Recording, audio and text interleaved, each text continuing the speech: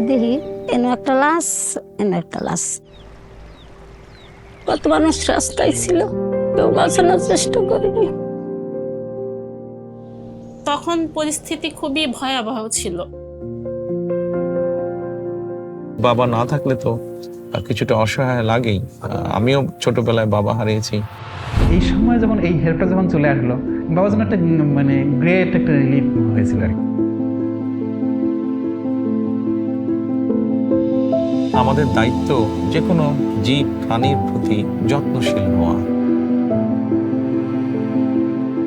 আমি তো তখন বুঝি নাই যে আমি এটা কোথা থেকে পাচ্ছি। উনি তো বাবার মতো দায়িত্ব এতদিন আমাদের পালন করে এসেছে। মাটাও যখন সেই প্রশান্তির হাসি দেয়, ওটাই আমাদের কাছে সবচেয়ে বড় পাওয়া।